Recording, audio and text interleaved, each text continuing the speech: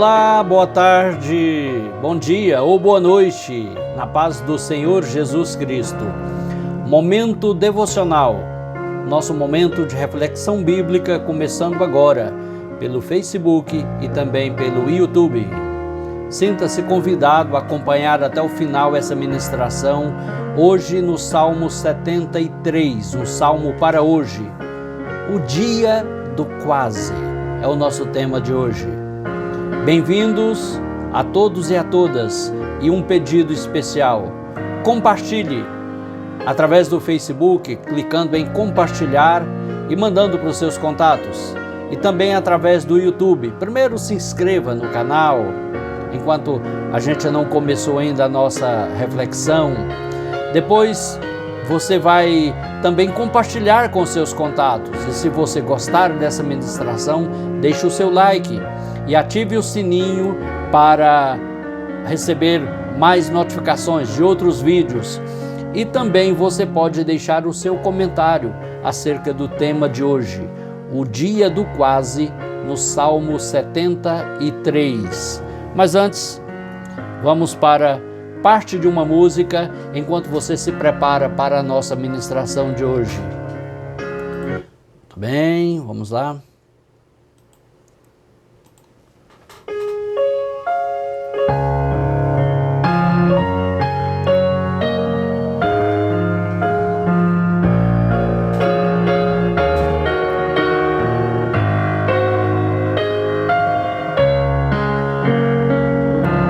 A cada passo que eu dou na vida é um degrau a mais que subo ao céu. Em Cristo tenho a melhor guarida, e da morte não temo labéu. A cada passo vou me aproximando daquele lar que Cristo prometeu, e passo a passo sigo caminhando, a cada instante mais perto de Deus. Muito bem, vamos à nossa reflexão de hoje. No Salmo 73, eu quero ler é uma leitura grande, né? Os seus 28 versículos, e depois quero pensar alguns aqui que resume a ideia de cada parte desse salmo para a nossa reflexão. Com efeito, Deus é bom para com Israel, para com os de coração limpo. Quanto a mim, porém, quase me resvalaram os pés. Pouco faltou para que se desviassem os meus passos. Pois eu invejava os arrogantes, ao ver a prosperidade dos perversos. Para eles não há preocupações, o seu corpo é sadio e nédio. Não partilham das canseiras dos mortais, nem são afligidos como os outros homens. Daí a soberba que os cinge como um colar, e a violência que os envolve como manto. Os olhos deles saltam de gordura, do coração brotam-lhe fantasias. Zombam e falam maliciosamente da opressão, e falam com altivez. Contra o céu desandam a boca, e a sua língua percorre a terra. Por isso o seu povo se volta para eles, e os tem por fonte de que bebe a largos sorvos. E diz: como Deus saberá disso? Acaso há conhecimento no Altíssimo? Eis que estes são os ímpios, e sempre vivem tranquilos, e ainda se lhes aumentam as riquezas. Com efeito, inutilmente conservei puro o meu coração, e lavei as minhas mãos na inocência. Pois de contínuo sou afligido, e a cada manhã sou castigado. Se eu pensara em falar tais palavras, já aí teria traído a geração de teus filhos. Em só refletir para compreender isso, achei muito pesada a tarefa para mim, até que entrei no santuário de Deus e atinei com o fim deles. Certamente tu os pões em lugares escorregadios, tu os fazes cair na destruição. Como ficam rapidamente assolados, totalmente aniquilados de terror? Como ao sonho quando se acorda, assim, ó Senhor, ao despertares, desprezarás a aparência deles. Quando o coração se me amargou e as entranhas se me comoveram, eu estava embrutecido e ignorante, era como um irracional à tua presença. Todavia estou sempre contigo, tu me seguras pela minha mão direita, tu me guias com teu conselho e depois me recebes na glória. Quem mais tenho eu no céu? Não há outro em que eu me compraza na terra. Ainda que a minha carne e o meu coração desfaleçam, Deus é a fortaleza do meu coração e a minha herança para sempre. Quanto aos que se afastam de ti, eis que perecem. Tu destróis todos os que são infiéis para contigo. Quanto a mim, bom é estar junto a Deus. No Senhor Deus ponho o meu refúgio para proclamar todos os seus feitos. Esse é um salmo de Asaf, que era um ministro do louvor nos dias do rei Davi. Um homem importante na liturgia dos cultos que eram prestados ao Senhor, o que nos dá a entender a sua ligação direta com as coisas de Deus, com o serviço do templo, com a rotina da adoração. Mas mesmo quem está no ministério, mesmo quem está na vida da fé, há muitos anos, há décadas talvez, não está isento das mesmas tentações pelas quais passaram Asaf, que para ele foi o dia do quase, como eu costumo titular esta ministração. O dia do quase, porque ele mesmo diz aqui no começo: quase resvalaram os meus pés, pouco faltou para que se desviassem os meus passos. Mas o que levou esse esclarecido adorador, esse levita importante na liturgia lá do templo, a sofrer essa crise, esse impacto espiritual? O olhar pelo prisma errado das coisas à sua volta. Nós temos que ter um olhar, uma percepção correta das coisas. E só podemos tê-la através do Espírito Santo e da Palavra de Deus. Que ao invés de olhar apenas com uma visão carnal, terrena e humana, portanto influenciada pelo pecado, nós vamos ter um paradigma santo, infalível, verdadeiro, que é o da Palavra de Deus. Mas o importante é que ele já começa contando, dando aqui um spoiler do final da história, que é a sua conclusão, dizendo: de fato, verdadeiramente, com efeito, Deus é bom para com Israel e para com os de coração limpo. Vale a pena ser crente? Vale a pena ser fiel? Vale a pena guardar o coração de todas as sujeiras desse mundo e ter um coração para Deus? Ele diz que sim, que vale a pena. Esta é a conclusão. Esse é já o final pelo começo. Você tem essa conclusão também? Ou você também, amigo, amiga, já foi assaltada pela dúvida de pensar: será que de fato vale a pena ser crente, ser fiel, servir a Deus, andar na contramão do mundo? Não andar como o mundo anda, não viver como o mundo vive? De fato, a palavra de Deus diz que sim. Sempre valerá a pena estar ao lado do Senhor, na obediência, no compromisso, na santidade. E ele vai dizer da sua experiência. Tudo isso foi porque ele tinha inveja dos arrogantes, dos ímpios. Ao ver a prosperidade dos ímpios, arrogantes, blasfemadores, em contraste com a sua fidelidade, mas, no entanto, com seus apertos materiais, até mesmo financeiros. Quantos irmãos na fé que passam lutas e grandes apertos financeiros, desafios econômicos, na saúde e de toda ordem. É normal, Jesus disse: no mundo tereis aflições, aflições no plural. A questão é como saímos dela. Temos apoio, temos auxílio de Deus, temos ajuda, o céu vem em nosso auxílio, esse é o nosso diferencial.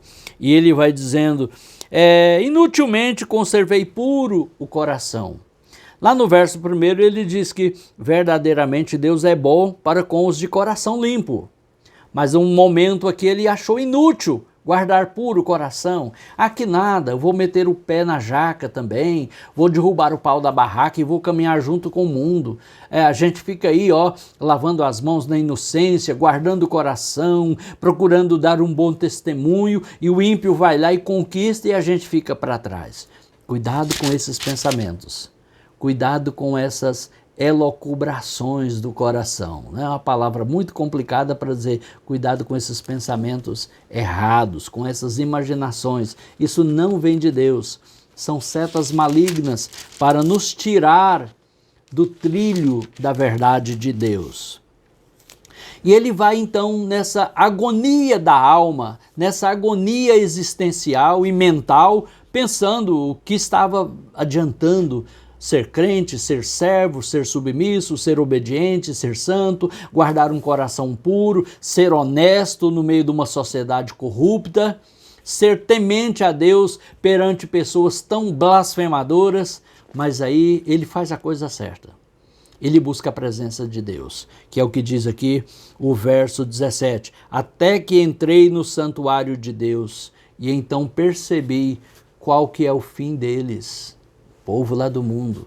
A palavra de Deus revela o que espera o ímpio, o juízo sem misericórdia, do qual só triunfarão aqueles que forem lavados e remidos no sangue do Senhor Jesus, perdoados por sua graça, tiveram seus pecados expiados pelo sangue de Jesus derramado na cruz do Calvário, e que tiverem vivido um relacionamento com Deus de verdade.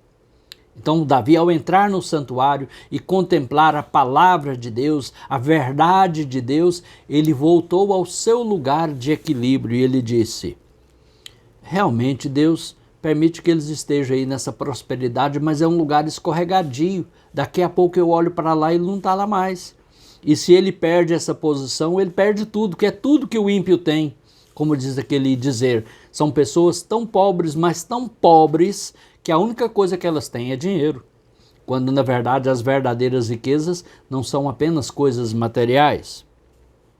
E ele fala como que foi a sua atitude interior durante esse tempo de ignorância, de embrutecimento, de coração azedo. Ele diz aí nos versos 21 e 22, quando o coração se me amargou, outra versão diz azedou, coração azedo. Aqui, é claro, é um azedo do ponto de vista figurativo. E as entranhas se me comoveram, eu estava embrutecido e ignorante. Era como um animal irracional à tua presença, Senhor.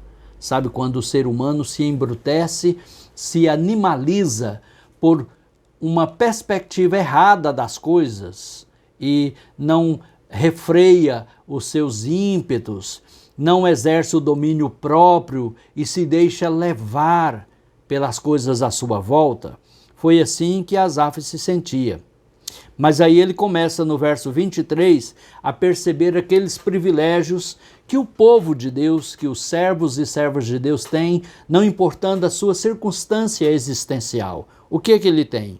Primeiro, a companhia do Senhor, que significa e garante que tudo vai mudar. Que tudo isso que a gente passa aqui é transitório, é momentâneo. Ele diz, verso 23, todavia estou sempre contigo. Sabe, o ímpio, ele não tem a presença de Deus, ele não tem confiança na oração. Quando ele entra em desespero, ou ele dá cabo de tudo e tira até a própria vida, ou ele vai buscar o crente, e muitas vezes o crente pobre, que talvez até trabalha para ele, para orar por ele. Quantas madames, todas cheias de pose, que no momento de agonia pede a sua empregada doméstica, a sua lavadeira, a sua passadeira, se bem que hoje quase não tem isso mais, né? A sua ajudante do lar, para orar por ela, põe um nome na oração lá na sua igreja, ou às vezes vai até uma igreja evangélica, com vergonha, de óculos escuros ali, né? Para pedir oração. Sabe por quê? E ainda bom quando vai, né? quantas que entram em total colapso. Mas o povo de Deus tem essa segurança. Todavia estou sempre contigo e tu me seguras pela minha mão direita. Não é eu seguro a mão de Deus, é Deus segurando a minha mão, o que é muito mais segurança. Olha mais o que diz aqui. Tu me guias com o teu conselho, a direção do conselho, da palavra de Deus, um privilégio que é dado àqueles que amam e servem ao Senhor e que buscam a sua palavra. Tu me guias com o teu conselho e depois, quando terminar essa vida, me recebes na glória. Olha o nosso futuro aí anunciado, um futuro de glória. E depois me recebes na glória, que é o que o Senhor vai fazer. Vai dizer, vinde, benditos, para o reino que vos está preparado desde a fundação do mundo. Foram palavras do próprio Senhor Jesus. E ele diz, quem mais tenho eu no céu? Eu não tenho mais ninguém lá por mim, para mim, a não ser o próprio Senhor. A minha mãe já dorme no Senhor, avós que foram servos de Deus e quantos outros servos de Deus do passado, mas eu tenho lá, é o próprio Senhor. E aqui na terra, Ele também é o meu maior prazer. Não há outro em que eu me compraza na terra. Quando o Senhor de fato é aquele que nos compraz nessa vida, nada mais importa, tudo é secundário, terciário e de quarto nível para lá. O Senhor é o principal da nossa existência. E ele diz, Deus é a fortaleza do meu coração e a minha herança para sempre. Herança do povo de Deus é o próprio Deus, é o Senhor. E aqui diz no verso 28 para terminar, quanto a mim, ou seja, agora resumindo o que é mais necessário, essencial na minha existência, quanto a mim, bom é estar junto a Deus. No Senhor Deus ponho o meu refúgio para proclamar todos os seus feitos. Qual é mesmo a minha maior necessidade, o que eu realmente preciso? Estar junto de Deus, conectado com Deus, ligado ao Senhor, junto ao Senhor espiritualmente, até o dia em que estaremos presencialmente. Que Deus te abençoe. Se você tem passado pelo dia do quase, saiba que a resposta está no Senhor, na sua palavra, na intimidade de Deus. Se você ainda não passou, guarde essa palavra como uma vacina preventiva para quando você vier a passar, você saber que o salmista Asaf, um homem do louvor, um homem do culto, do templo, do serviço, da adoração, também enfrentou essa crise, ficou com o coração azedo, ficou embrutecido, irracional, mas na presença do Senhor, ele alcançou o entendimento do que e do porquê e para quê. Que Deus te abençoe no nome de Jesus, que Deus guarde e abençoe sua vida, sua família, seus negócios, sua saúde, seu ministério na obra de Deus. E se você ainda não fez um compromisso com Deus para a salvação da sua alma, faça-o o mais imediatamente possível, entregando a sua vida, o seu coração ao Senhor Jesus. E mais uma vez eu renovo aqui o meu pedido para você se inscrever no canal, aqui no YouTube, e também para você compartilhar esse vídeo no YouTube, no Facebook, e ajudar com que mais e mais pessoas sejam abençoadas por meio da palavra de Deus, a palavra diferente, a palavra viva. Fiquem todos com Deus, a paz do Senhor.